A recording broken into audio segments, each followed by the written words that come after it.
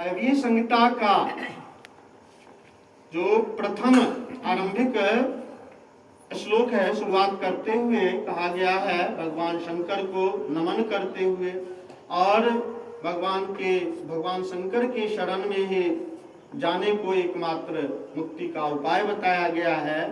नमः शिवाय सोमाय सगणाय सशूनवे प्रधान पुरुषेशाय सगस्थित्य अंतरहत्तवे शक्तिर प्रतिमा यस्य हैश्वर्यं चापि सर्वगमा स्वामित्वं च विभुत्वं च स्वभावं संप्रचक्षति तमजम विश्वकर्माणं शाश्वतं शिवमव्ययं महादेवं महात्मानं भजामि शरणं शिवम्।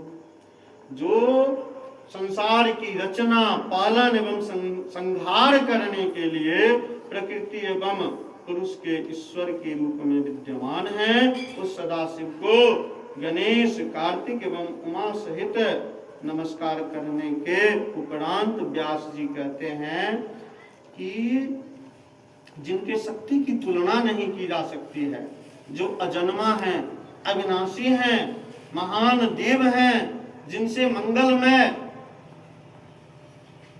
सुखद अनुभूति की प्राप्ति होती है, उस शिव की मैं शरण लेता हूं, मैं उस शिव की शरण में जाना चाहता हूं। इस संहिता में वायुदेव के द्वारा, नाम ही है वायव्य संहिता, वायुदेव के द्वारा नैमिषारण्य क्षेत्र में ऋषियों को शिव भक्ति का वर्णन सुनाया गया है।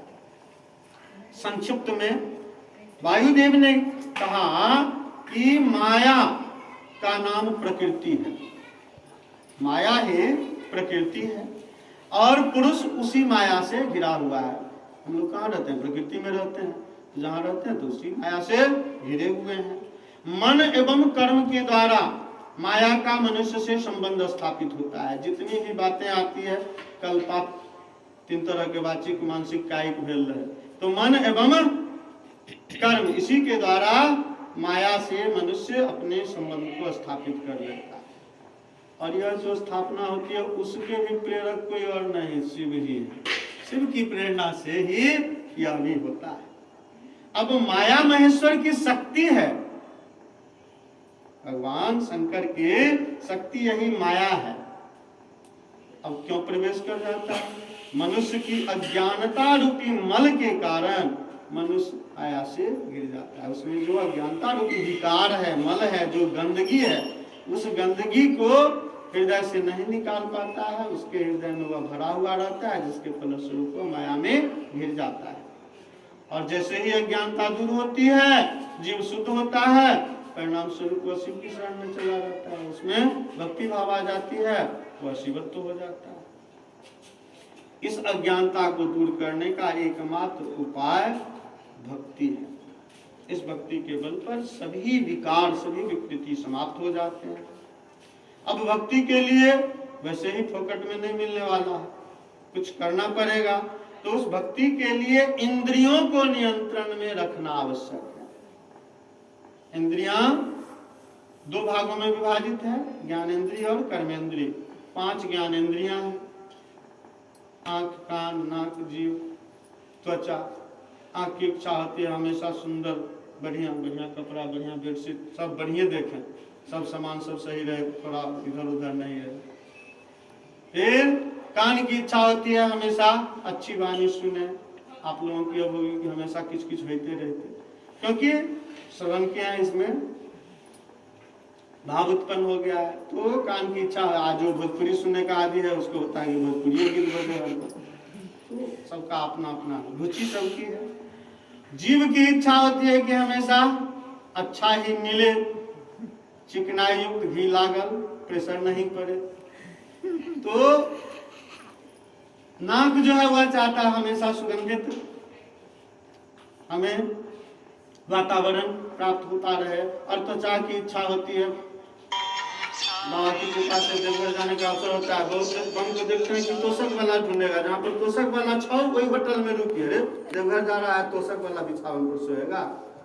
तो सबकी अपनी अपनी है। तो त्वचा की इच्छा होती है कि गद्दा मिले एकदम मुलायम, नरम नरम। तो जो इच्छा है, जब तक इन इच्छाओं को दमन नहीं करेंगे तब तक इंद्रियों को वश में नहीं रख सकते। इन पांचों इंद्रियों को वश में रखने का मतलब हुआ, महात्मा गांधी ने भी संदेश दे दिया था बापू के 3 बंदर, नहीं? तो वही हुआ कि हम अपने इंद्रियों को नियंत्रित रखने के लिए बुरा मत देखो, बुरा मत सुनो, बुरा मत बोलो। और यहाँ बतलाया गया है कि जो मिल जाए भोजन उसे भगवान के प्रसाद के रूप में ग्रहण कर लीजिए। जहाँ मिले, धरती के नीचे मिले, कभी धरती पे भी सो सकते हैं, गदा मिलेगा गदा पे भी सोएंगे। सभी परिस्थितियों का सामना करें। तो सभी परिस्थितियों का सामना करते हुए, इंद्रियों को वश में रखते हुए, कर्मेंद्रियों को वश में रखते हुए यदि हम अपने आप को, अपने जीवन को आगे बढ़ाते हैं तो निश्चित रूप से हमें भक्ति भावना जागृत होगी और हम भक्ति की ओर उन्मुख। फिर कहते हैं वायुदेव कि शिव के द्वारा ही पृथ्वी एवं ब्रह्मांड की उत्पत्ति हुई है। वही संपूर्ण देवगणों को उत्पन्न करते हैं, उनका कल्याण करते हैं, उत्पन्न किए हैं। हम लोगों ने कथा में श्रवण किया है। वही सबसे श्रेष्ठ एवं सबसे महान ऋषि हैं। यही शिव देवों के देव हैं। जब दिन रात चर अचर कुछ भी नहीं था, उस समय केवल एकमात्र शिव विद्यमान थे और इनके ऊपर किसी का शासन नहीं है, क्योंकि सबसे पहले तो यही थे। यही सबके ऊपर शासन करने वाले हैं। वही संपूर्ण जगत में, संपूर्ण संसार में व्याप्त